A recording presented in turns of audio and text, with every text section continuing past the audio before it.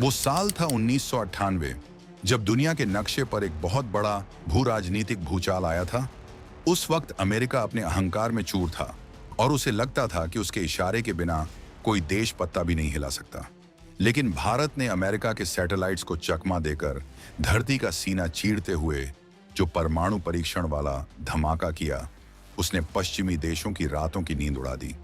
America ने तुरंत अपने सहयोगियों के साथ मिलकर भारत का आर्थिक गला घोंटने की कोशिश की, कड़े सैंक्शंस लगा दिए और दुनिया के सबसे बड़े लोकतंत्र को अंतर्राष्ट्रीय मंच पर अछूत बनाने की साजिश रची। लेकिन उसी वक्त यूरोप के बीचों बीच से एक ऐसा देश सीना तान कर भारत के साथ खड़ा हो गया, जिसने अमेरिका और उसके गुट की बोलती पूरी तरह से बंद कर दी। वह देश था फ्रांस। रूस की तरह फ्रांस भी उस मुश्किल घड़ी में चट्टान की तरह भारत के साथ डटा रहा और उसने दुनिया को दिखा दिया कि अंतर्राष्ट्रीय राजनीति में सच्ची दोस्ती क्या होती है। आज पीएम मोदी फ्रांस दौरे पर हैं, तो हम आपको बताते हैं कि क्या हुआ था आज से 28 साल पहले, जब फ्रांस ने भारत के सपोर्ट में अमेरिका की उधेड़ डाली थी बकिया। फ्रांस ने भारत के लिए कौन सा वो कदम उठाया था। वहीं हम ये भी जानेंगे कि अमेरिका, जापान और अन्य पश्चिमी देशों द्वारा प्रतिबंध लगाने के बावजूद फ्रांस ने भारत का साथ क्यों नहीं छोड़ा। आखिर तत्कालीन फ्रांसीसी राष्ट्रपति जैक्स शिराक ने भारत के लिए ऐसा क्या किया जिसने दुनिया को चौंका दिया। मई 1998 का वो तपता हुआ महीना था। राजस्थान के पोखरण के रेतीले मैदान में कुछ ऐसा हुआ जिसने पूरी दुनिया की राजनीति को जड़ से हिला दिया। भारत ने लगातार 5 न्यूक्लियर टेस्ट करके खुद को डंके की चोट पर एक ताकतवर न्यूक्लियर स्टेट घोषित कर दिया। भारत के लिए यह अपनी राष्ट्रीय सुरक्षा और स्वाभिमान का सबसे बड़ा क्षण था। लेकिन अमेरिका और अन्य पश्चिमी देशों ने इसे अपने वर्चस्व के लिए एक सीधी चुनौती मान लिया। उस वक्त देश की कमान प्रधानमंत्री अटल बिहारी वाजपेयी के हाथों में थी, जिन्होंने स्पष्ट कर दिया था कि भारत अपनी सीमाओं की सुरक्षा के साथ कोई भी समझौता नहीं करेगा। लेकिन इस कड़े फैसले की कीमत भी बहुत बड़ी थी और एक भयंकर कूटनीतिक तूफान भारत की तरफ तेजी से बढ़ रहा था। धमाके की गूंज शांत भी नहीं हुई थी कि अमेरिका ने अपनी ताकत का घमंड दिखाते हुए भारत पर आर्थिक और तकनीकी पाबंदियों की झड़ी लगा दी। रातों रात भारत को मिलने वाली विदेशी फंडिंग रोक दी गई, वर्ल्ड बैंक के लोन फ्रीज कर दिए गए और डिफेंस तथा साइंस से जुड़ी हाई एंड टेक्नोलॉजी देने पर बैन लगा दिया गया। अमेरिका की देखा देखी जापान, कनाडा और ऑस्ट्रेलिया जैसे देशों ने भी भारत से अपने रिश्ते तोड़ना शुरू कर दिया। जापान ने तो अपनी इकोनॉमिक एड तक सस्पेंड कर दी। ऐसा माहौल बना दिया गया जैसे भारत ने ग्लोबल नियमों को तोड़कर बहुत बड़ा गुनाह कर दिया हो। दुनिया को लगने लगा कि भारत अब पूरी तरह से अलग थलग पड़ जाएगा और भारी दबाव में घुटने टेकने पर मजबूर हो जाएगा।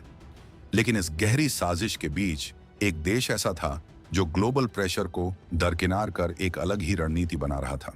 जब दुनिया भर के देश global nuclear non proliferation treaty का हवाला देकर भारत को घेर रहे थे, तब फ्रांस ने एकदम अलग रास्ता चुना।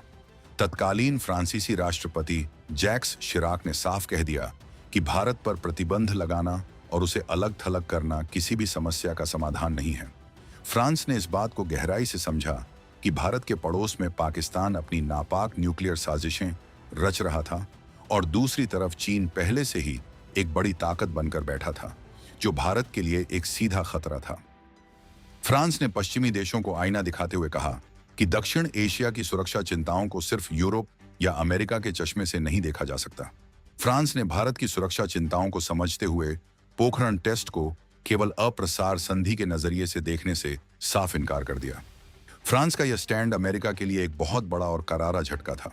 फ्रांस दुनिया का वह पहला बड़ा पश्चिमी देश बना जिसने यह खुले तौर पर माना कि भारत की अपनी रक्षा जरूरतें हैं और उसे अपनी हिफाजत करने का पूरा हक है। अब सवाल यह था कि क्या फ्रांस इस दबाव के बीच अंतर्राष्ट्रीय मंचों पर भी भारत का साथ देगा। इसके बाद 1998 में ही ब्रिटेन के बर्मिंघम में G8 शिखर सम्मेलन हुआ। इस ग्लोबल समिट में अमेरिका और उसके सहयोगी देश भारत के खिलाफ एक कड़ा सामूहिक प्रस्ताव पास करना चाहते थे। उनका मकसद भारत को पूरी तरह से विलेन साबित करना और ग्लोबल इकोनॉमी से बाहर फेंकना था। लेकिन उस मीटिंग रूम के अंदर रूस और फ्रांस एक अभेद्य दीवार बनकर खड़े हो गए। इन दोनों देशों ने भारत के खिलाफ किसी भी कड़े कदम या निंदा प्रस्ताव को अपनी कूटनीति से कमजोर कर दिया। फ्रांस और रूस इस मीटिंग में संकट मोचक बनकर उभरे। इसी एक फैसले ने भारत को ग्लोबल राजनीति में पूरी तरह से ब्लैकलिस्ट होने से बचा लिया। यह वह क्षण था जब नई दिल्ली ने पहली बार महसूस किया कि पेरिस सिर्फ एक व्यापारिक साझेदार नहीं है, बल्कि मुश्किल वक्त में ढाल बनकर खड़ा रहने वाला एक भरोसेमंद दोस्त भी हो सकता है। यह भरोसा जल्द ही एक बहुत बड़ी साझेदारी में बदलने वाला था। पोखरण टेस्ट के महज कुछ ही महीनों बाद सितंबर 1998 में प्रधानमंत्री अटल बिहारी वाजपेयी फ्रांस के दौरे पर गए। यह कोई आम राजनयिक दौरा नहीं था, बल्कि यह दुनिया को एक बहुत ही कड़ा और स्पष्ट संदेश था।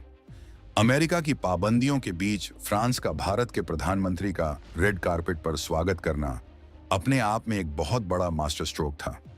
इसी ऐतिहासिक यात्रा के दौरान भारत और फ्रांस ने औपचारिक रूप से स्ट्रेटेजिक पार्टनरशिप यानी रणनीतिक साझेदारी की मजबूत नींव रखी। किसी भी पश्चिमी देश के साथ भारत की यह पहली रणनीतिक साझेदारी थी जिसने आगे चलकर दोनों देशों के रिश्तों की दिशा ही बदल दी। यह दोस्ती सिर्फ कागजों तक सीमित नहीं रही। जब बाकी दुनिया भारत को शक की नजर से देख रही थी और टेक्नोलॉजी देने से मना कर रही थी, तब फ्रांस वह पहला देश बना जिसने भारत के साथ न्यूक्लियर और स्पेस मुद्दों पर एक हाई लेवल डायलॉग शुरू किया। फ्रांस ने भारत के वैज्ञानिकों और रक्षा विशेषज्ञों के साथ काम करना जारी रखा। स्पेस टेक्नोलॉजी और डिफेंस के क्षेत्र में दोनों देशों ने अपने दरवाजे एक दूसरे के लिए पूरी तरह से खोल दिए। यहां तक कि जब भारतीय विमानों के लिए स्पेयर पार्ट्स की जरूरत थी, तो फ्रांस ने अपनी सप्लाई चेन को रुकने नहीं दिया। यही वह दौर था जब इंडियन स्पेस रिसर्च ऑर्गेनाइजेशन यानी इसरो और फ्रांस की स्पेस एजेंसी CNES ने अपने रिश्ते को एक नई ऊंचाई पर पहुंचाया। उस वक्त बोया गया भरोसे का यह बीज आज एक विशाल पेड़ बन चुका है। भारत के कई महत्वपूर्ण सैटेलाइट्स को अंतरिक्ष में भेजने के लिए फ्रांस के एरियन रॉकेट्स का इस्तेमाल किया गया। फ्रांस ने कभी भी भारत की तरक्की से जलकर उस पर पाबंदियां नहीं थोपी, बल्कि हमेशा एक सपोर्टिंग पिलर की तरह काम किया। 1998 के उस भारी संकट ने भारत की फॉरेन पॉलिसी को एक नई दिशा दी। भारत ने अच्छी तरह से समझ लिया कि दुनिया किसी एक सुपर पावर के इशारे पर नहीं चल सकती। यहीं से भारत की मल्टीपोलर फॉरेन पॉलिसी ने अपनी असली रफ्तार पकड़ी। फ्रांस ने भी अमेरिका के पिछलग्गू बनने के बजाय अपनी स्वतंत्र विदेश नीति का पालन किया। फ्रांस हमेशा से स्ट्रेटेजिक ऑटोनॉमी में विश्वास रखता है और यही सोच उसे भारत के सबसे करीब लाती है। दोनों देश यह मजबूती से मानते हैं कि दुनिया में कोई एक चौधरी नहीं हो सकता। साल गुजरते गए और पूरी दुनिया को भारत की असली ताकत और जिम्मेदारी का एहसास होने लगा। जब 2008 में न्यूक्लियर सप्लायर्स ग्रुप ने भारत को विशेष छूट दी, तो भारत के साथ सबसे पहले सिविल न्यूक्लियर एग्रीमेंट करने वाला देश फ्रांस ही बना। यह कोई अचानक लिया गया फैसला नहीं था, बल्कि इसकी पटकथा एक दशक पहले उसी भरोसे की नींव पर लिखी गई थी।